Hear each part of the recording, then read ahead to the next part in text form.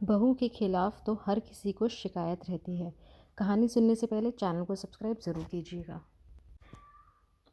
आज सुबह से ही घर में सब बड़े लोग एकत्रित थे और बैठकर मेरी प्राथमिकताएं तय कर रहे थे, क्योंकि उनके अनुसार मैं कोई भी काम समय पर नहीं करती। मैं उन लोगों के अनुसार कभी भी समय पर कार्य नहीं करती। इस कारण से शिकायतों का पोटला खोला जा रहा था। जब वे लोग मेरी प्राथमिकताएं तय कर रहे थे, उस समय उन लोगों को चाय नाश्ता पकड़ाने का काम भी मेरा ही था। बस मुझे ऑर्डर दे दिया जाता और मैं एक आदर्श कर्मचारी की तरह वह सब सामान उन तक पहुंचा देती थी। पर फिर भी मैं कभी इस घर की जिम्मेदार सदस्य नहीं रही। चलिए मैं आपको अपना परिचय कराती हूँ। मेरा नाम सानवी महाजन है। मेरे परिवार में मेरे सास ससुर प्रदीप महाजन और सुभद्रा महाजन, मेरे पति आलोक महाजन, मेरा देवर अजिताभ महाजन, छोटी ननंद दिव्या और मेरे 2 बच्चे सावी और सुयश। एक ननंद और है जो मेरे पति से बड़ी है और वह भी अपने पति के साथ आज मेरी प्राथमिकताएं तय करने के लिए घर में मौजूद है। मेरी शादी आज से 7 साल पहले हुई थी। जब मेरी शादी हुई थी उस समय मैं सरकारी स्कूल में अध्यापिका थी, जो आज भी हूँ। उस समय यह इनके लिए गर्व की बात होती थी, पर आज ये उनके लिए मुसीबत बन चुकी है, क्योंकि अपना स्टैंडर्ड दिखाने के लिए बहू वर्किंग है बताने में बड़ा मज़ा आता है, पर उसके साथ साथ जो जिम्मेदारियाँ होती हैं वह निभाने में रोना आता है। मेरी सैलरी लेना कभी किसी को बुरा नहीं लगा, पर मेरी मदद करना, और उसी का नतीजा था कि आज सब लोग एकत्रित हुए थे।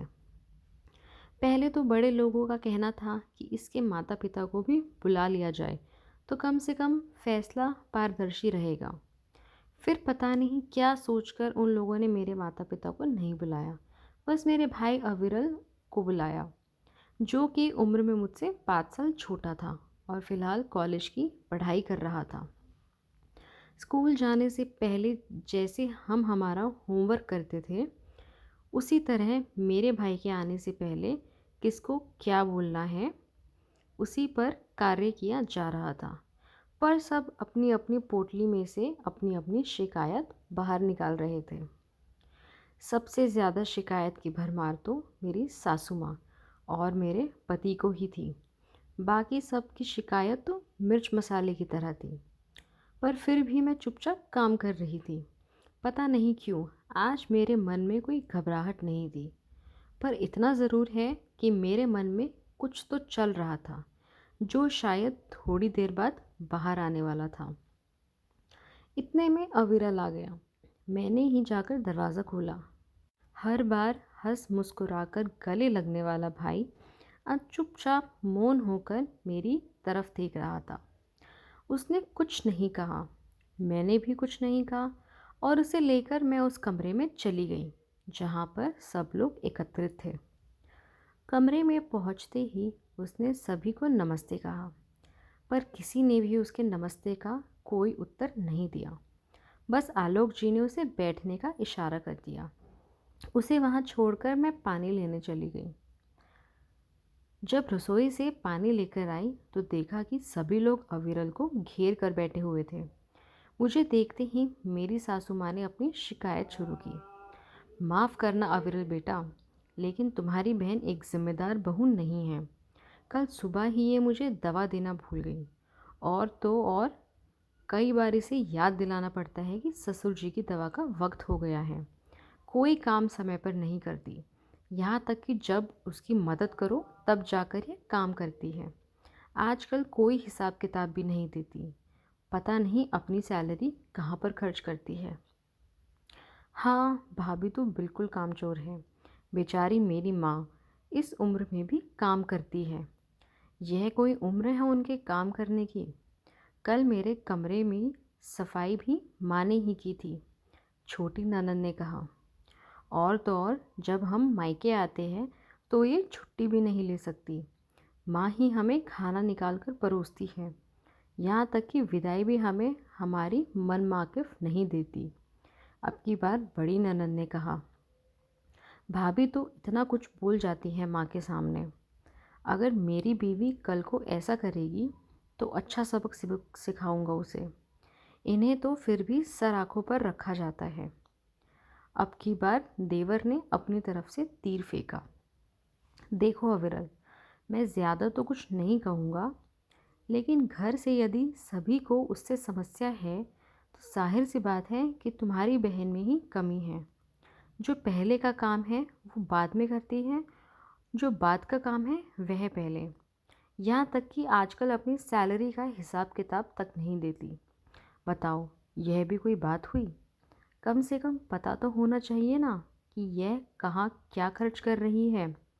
अब तुम ही बताओ, क्या करना चाहिए? अविरल इस बात का जवाब दे ही नहीं पाया और मेरी तरफ देखने लगा। बस उसने इतना ही कहा, दीदी, आपकी प्राथमिकताएं क्या है? उसका सवाल सुनते ही अपने चेहरे पर मुस्कान लाते हुए मैंने कहा, मैं खुद नहीं जानती कि मेरी प्राथमिकताएं क्या हैं। मेरी प्राथमिकताएं तो ये लोग तय करते हैं। मेरी सास अभी 55 साल की है। पहनने ओढ़ने घूमने फिरने के मामले में ये अभी भी जवान है। बस दवाई लेते समय या काम करते समय बुज़ुर्ग हो जाती है। वो अपनी सुविधा अनुसार मेरी प्राथमिकताएं तय करती हैं। मेरी छोटी ननद, जो घर में कभी भी काम करना पसंद नहीं करती, यदि एक दिन उसके कमरे की सफाई उसकी माँ कर दे तो उसे बुरा लग जाता है, तो वो मेरी प्राथमिकता तय करती है। मेरा देवर, जो कुछ भी सुना देता है, खुद अपनी माँ और बहन को सम्मान नहीं देता, पर अपनी आने वाली बीवी को सबक सिखाने की बात कर रहा है, वो मेरी प्राथमिकताएं तय करता है। मेरी बड़ी ननद, जो मायके आती है, तो अपनी वर्किंग भाभी से ये उम्मीद करती है कि वो छुट्टी लेकर उसके साथ ही बैठी रहे, जबकि खुद अपनी माँ के कमरे में बैठकर पंचायती करती रहती है और भूल कर अपनी भाभी की मदद तक नहीं करती। साथ ही जो खुद अपनी ननद को कुछ देना पसंद नहीं करती, अपने घर बुलाना पसंद नहीं करती, वो मेरी प्राथमिकताएं तय करती है। मेरा पति मेरी ही सैलरी में से हिसाब किताब पूछता है, जबकि उसे अच्छे से पता है कि मेरी सैलरी का आधा हिस्सा इन लोगों के लोन भरने में जाता है और कुछ हिस्सा बच्चों की फ़ीस में।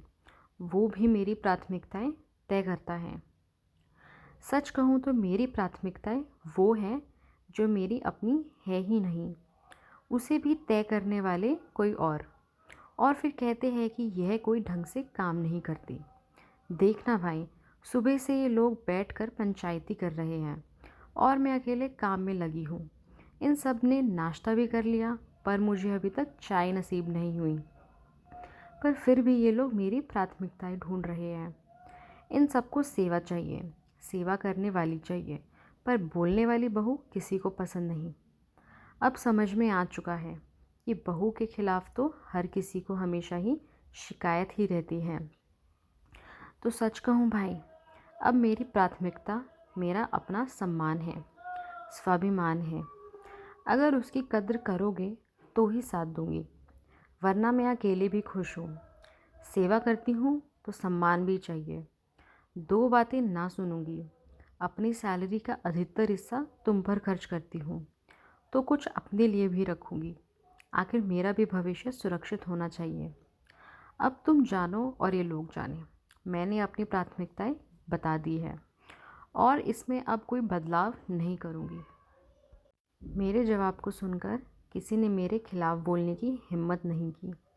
सचमुच इतना कुछ बोल लेने के बाद दिल में बड़ा सुकून था।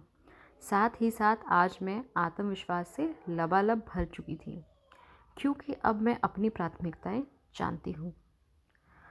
आपको कहानी कैसी लगी कमेंट करके ज़रूर बताएं और वीडियो को लाइक, शेयर एंड चैनल को सब्सक्राइब ज़रूर कीजिएगा। आपका बहुत बहुत धन्यवाद।